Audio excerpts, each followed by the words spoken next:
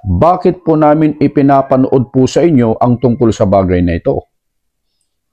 Na ang mga kababayan po natin ay tumataas ang kanilang pagtitiwala sa ating pangalawang Pangulo ng Pilipinas. Ito po dahilan, mga kababayan.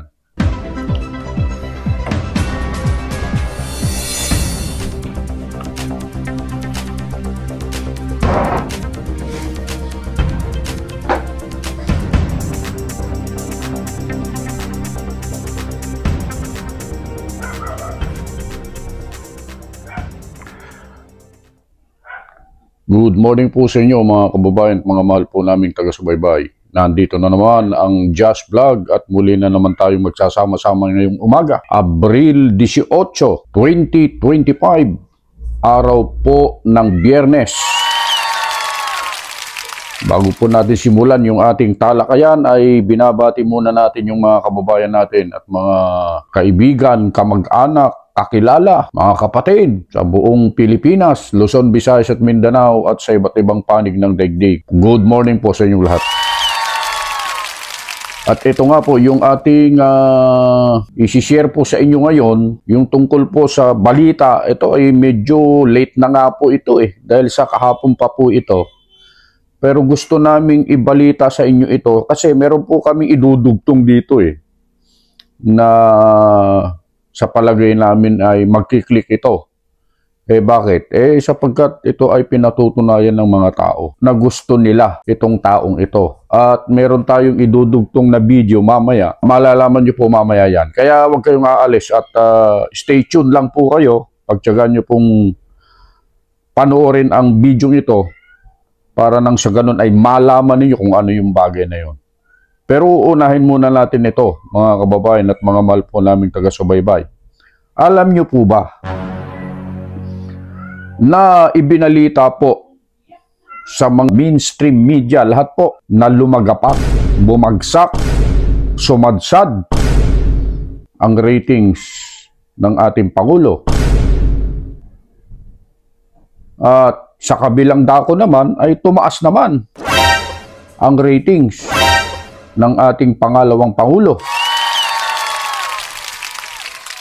Baka sabihin ninyo, baka ipapanood nyo na naman yung ano nyo sa amin. Kukunin nyo na naman yan sa Net25. Kasi ang akala po ng iba po kasi, ito po ang akala po ng iba ng mga kababayan natin, ay meron pong pinapanigan ang Net25. Wala po. Kung ano po yung lumalabas na balita po, yun po ang ibinabalita ng Net25. Mapa BBM man yan, pabor sa BBM o pabor sa Duterte, hindi pabor sa Duterte o hindi pabor sa BBM, parehas po yan ang pagbabalita. Para hindi kayo, yung iba po kasi gano'n lang iniisip Kaya tinutwid namin sa pagkakataong ito na mali po yung inyong isipan na gano'n. Wala pong pinapanigan po ang Net25. Para maalis yung pagdududa ng iba nating mga kababayan at mga mahal na taga-subaybay, eto, kinuha natin sa ibang mainstream media to. Para hindi kayo magduda at pakinggan natin ang balitang ito para patunayan yung ating sinasabi. Ito po, panoorin natin. Lumagapak ang approval at trust ratings ni Pangulong Bongbong Marcos itong Marso. Pero ang numero ni Vice President Sara Duterte tumaas. Nasa frontline na balitang yan si Maricel Halili. Sa ulat ng Bayan Survey na isinagawa ng Pulse Asia mula March 23 hanggang 29, bumaba ng 17 puntos ang approval rating ni Pangulong Bongbong Marcos sa 25% mula sa 42% noong Pebrero. Tumaas sa 53% ang disapproval o yung hindi masaya sa performance niya. Sumadsad din sa 25% mula 42% ang trust rating o yung mga nagtiwala sa Pangulo. Tumaas din sa 54% ang distrust o nawala ng tiwala sa kanya. Kung bumaba ang ratings ng Pangulo, tumaas naman si Vice President Sara Duterte. Umakyat sa 59% ang approval rating ng Bise noong Marso mula sa 52% noong Pebrero. Ang kanyang trust rating tumaas sa 61% mula 53%. Wala pang komento rito sina Pangulong Marcos at VP Sara. Pero tingin ng political analyst na si Professor Froilan Calilong, nag-backfire sa Administrasyong Marcos ang pagkakaaresto kay dating Pangulong Rodrigo Duterte noong March 11. Nakadagdag pa ang Senate hearing na pinangunahan mismo ng kanyang kapatid na si Senadora Aimee. You see here a house fragmented. Practically, it's the Marcos family going up against each other.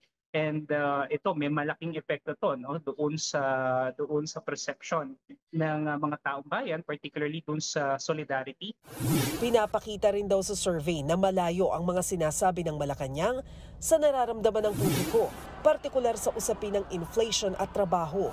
Pagdating kay VP Sara, bakit naman kaya tumaas ang numero niya kahit halos isang buwan siyang nasa The Hague, Netherlands? Tingin ni Calilong, posibleng nanaig sa mga Pinoy ang ipinakitang atensyon ni VP Sara sa kanyang ama. So, syempre family-oriented pa rin tayo, and naipakita nga dito ni VP Sara Duterte that she was and she as the daughter will have to be at the side of her father. Sa pareho ring survey, nabawasan ng 8 puntos ang approval rating ni Senate President Cheese Escudero habang 3 puntos ang nabawas kay House Speaker Martin Romualdez. Wala pa silang komento rito. Nagbabalita mula sa Frontline, Maricel Halili, News 5. So yun po yung balita sa ibang mainstream media. News 5, mga kababayan at mga mahal po namin taga-subaybay. Nakita nyo po yung paglagapak ng ratings ng ating Pangulo. Medyo mataas. Napakataas po yung mga nawalan ng tiwala sa ating Pangulo dahil nga po sa mga nangyayari at mga issue ngayon na nagaganap po sa ating bansa. Sa kabilang dako naman ay nakakuha naman ng mataas, pagtaas, pag-akyat ng ratings naman ng ating pangalawang Pangulo. Bagamat sabi nga doon sa news kanina, halos isang buwan na nanirahan sa The Hague. Wala pa rito sa Pilipinas yan. Hindi pa gaanong tumatrabaho yan. Pero bakit tumaas ang ratings? Yun po. Dapat mag-isip yung mga kababayan po natin na may mga dapat talagang asikasuhin na mga bagay na dapat ipagpauna kaysa dyan sa mga politika. Ito, pinatunayan po ng ating pangalawang Pangulo yung kanyang suporta pa rin sa kanyang ama bilang anak, bilang pamilya, yun ang nakita ng taong bayan sa kanya. Kaya lalong tumaas ang tiwala ng mga tao sa kanya. At sabi nga dun sa balita, nakaapekto ng malaki. Yung pagbagsak naman ng ratings ng ating Pangulo sa pag-aresto sa dating Pangulo na si former President Rodrigo Roa Duterte. At maging dito sa mga iba pang opisyal na nasa matataas na katungkulan, bumagsak din ang kanilang ratings katulad ni Cheese na nakita nyo naman, hindi niya pinirmahan yung contempt order sana doon sa nagdaang pagdinig sa Senado. At dito naman sa House Speaker, bumagsak din ang kanyang ratings dahil sa mga kumakalat na mga issues laban sa kanila. Ganun talaga mga kababayan at mga mahal po naming taga-subaybay. Ngayon, bakit po namin ipinapanood po sa inyo ang tungkol sa bagay na ito? Na ang mga kababayan po natin ay tumataas ang kanilang pagtitiwala sa ating pangalawang Pangulo ng Pilipinas. Ito po dahilan, mga kababayan. Panoorin po natin to. Ako si Sara Duterte. Iisa lang ang Rodante Marcoleta sa Senado. Hindi natitinag, hindi natatakot, at laging nasa panig ng tama. Noong pinupuna at tinatakot ang tanggapan ng pangalawang Pangulo, siya ang tumindig at dumepensa, hindi alintana ang pambabatikos. Dahil para kay Marcoleta, ang tama ay pinaglalaban kahit mag-isa ka lamang. Marcoleta, may prinsipyo, may integridad, may paninindigan. Kaya ngayong darating na halalan, iboto natin ang number 38 sa balota, Rodante Marcoleta sa Senado. Kay Marcoleta, may pag-asa ka.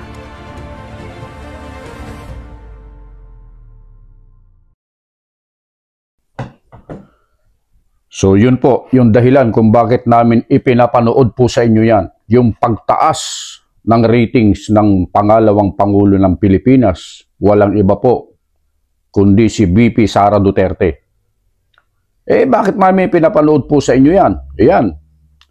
Dahil sa mataas ang tiwala ng tao sa kanya o ng mga kababayan natin sa kanya, ulitin natin, dahil sa napakataas na pagtitiwala na ibinigay ng mga kababayan natin sa kanya, tiyak, sigurado na yung i-endorso niya sa pagkasenador, tatanggapin ng tao yan.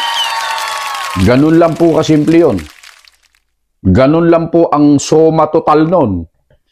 Kaya kung ikaw, kayo, mga kababayan, at mga mahal po naming taga-subaybay, ay pag-aaralan yung mabuti, pasok ito. Pasok ang pag-endorso ni VP Sara kay Congressman Rodante Marcoleta, tumatakbo bilang senador ng ating bansa. Pasok na pasok ito. Bakit? Pakikinggan ng mga tao ito. Kasi nga, ang nagpapatunay na pakikinggan siya ng mga tao, napakataas ng ratings.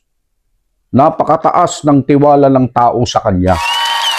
Kaya yung mga sasabihin niya, dahil sa mataas nga po, yung pagtitiwala ng tao sa kanya, susundin. Susundin din ng mga tao. Kaya pinapanood namin sa inyo yan.